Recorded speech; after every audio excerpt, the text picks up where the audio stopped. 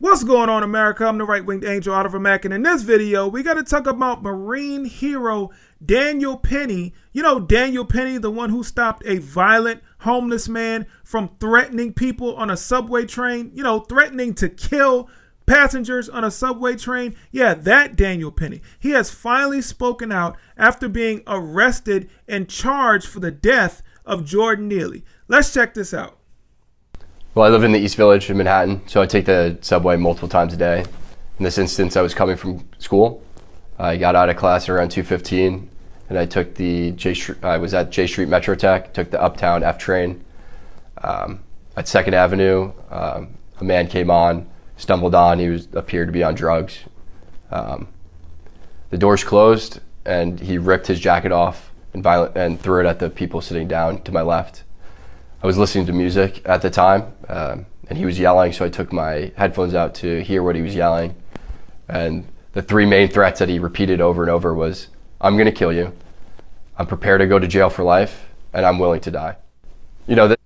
Oh, you remember? They said that he was only asking people for food. He was killed because he asked for food and water.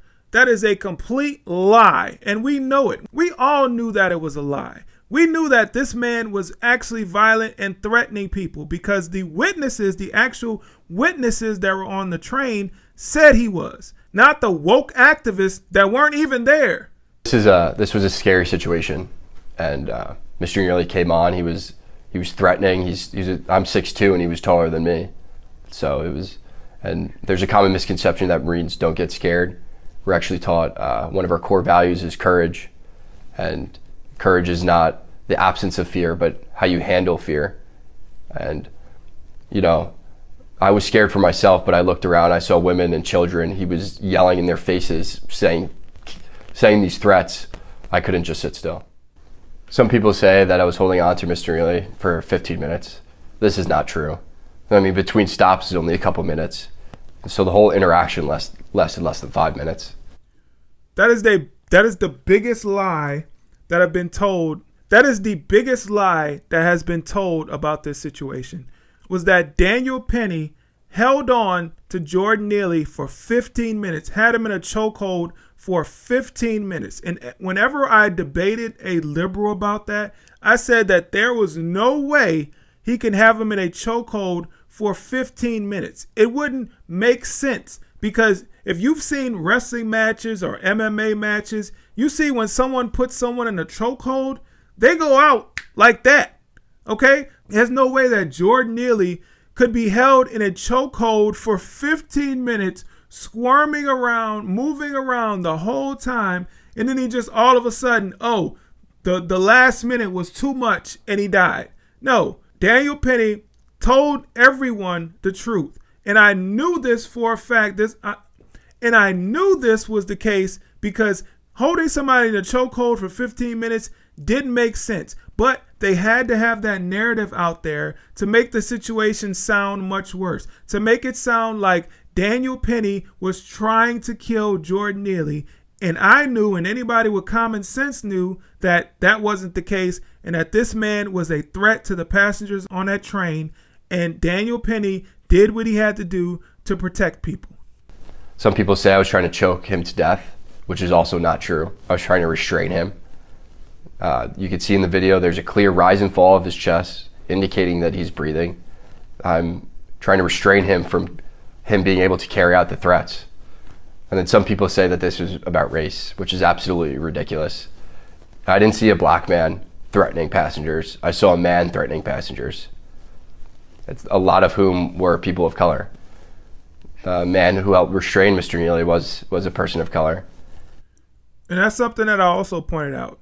So you had Daniel Penny, who was restraining Jordan Neely, and you had two other men who were helping him restrain Jordan Neely. And one of those men looked like either a black man or a Hispanic man.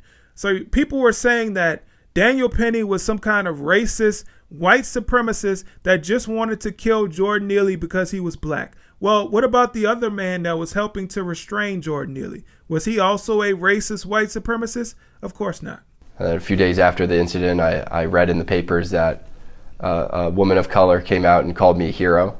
I don't believe that I'm a hero, but she was one of those people that I was trying to protect. We were all scared. Mr. Neely was yelling in these passengers' faces, and they looked terrified.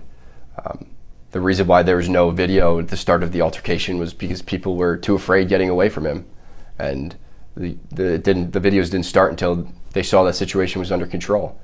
I knew I had to act, and I acted in a way that would protect the other passengers, protect myself, and protect Mr. Neely. I used this hole to restrain him, and I did this by leaving my hand on top of his head to control his body. You can see in the video there's a clear rise and fall of his chest, indicating that he was still breathing. And I'm calibrating my grip based on the force that he's exerting. And I was trying to keep him on the ground until the police came. I was praying that the police would come and take this situation over. I didn't want to be put in that situation, but I couldn't just sit still and let him carry out these threats. Well, there you have it. Straight from the horse's mouth, Daniel Penny speaks out and said exactly what happened that day on that subway train. And it's something that I figured out based on common sense, based on logic, that that's what happened. Because the lies and the false narratives that the media and these BLM activists were spreading were so dangerous and detrimental. They got this hero of a man arrested, okay? And I fear that in New York City, where this happened, they're going to convict this man and send him away to prison for decades. And the people on that subway train called this man a hero because that's what he is, and he stepped in to protect people. And in the liberal woke states of America, this is what happens. The heroes are put in jail, and the criminals are allowed to run free and do whatever they want. It is sad. It makes me sick every day that this is the state of our country, where people who are out there trying to protect people, and I'm going to go a step further. Derek Chauvin should not be in prison right now. I'm sorry. Same situation happened. He was trying to restrain George Floyd. George Floyd was on drugs, and George Floyd died, most likely because of heart complications, because of the drugs he was on, not from the knee on the neck. And the same with Mr. Daniel Penny. Jordan Neely was on drugs, high out of his mind, threatening people. You put him in a restraint, in a chokehold that most people would have survived, but the drugs complicating that situation caused his death. But you have all these people, all these activists that are going to say, no, because Daniel Penny is white and Jordan Neely is black, that means that this situation is about racism, not about a man restraining someone who was threatening people. Nope. Daniel Penny is a racist, white supremacist who wanted to kill Jordan Neely just because he was black. Incorrect. And it disgusts me that things like that happen. Things like that happen all the time in our country today because it has been taken over by woke mobs. Now, if this had been in a civilized area, in maybe a red state or a red city where people have common sense, Daniel Penny would have never been arrested because they would have interviewed all the people on that subway train and determined that Daniel Penny stepped in and did what he had to do to save those passengers. But nope, in New York, they don't listen to witnesses. They don't listen to facts or evidence. They listen to the woke mob. And they make sure that they comply with the demands of the woke mob over the law-abiding citizens. Unbelievable.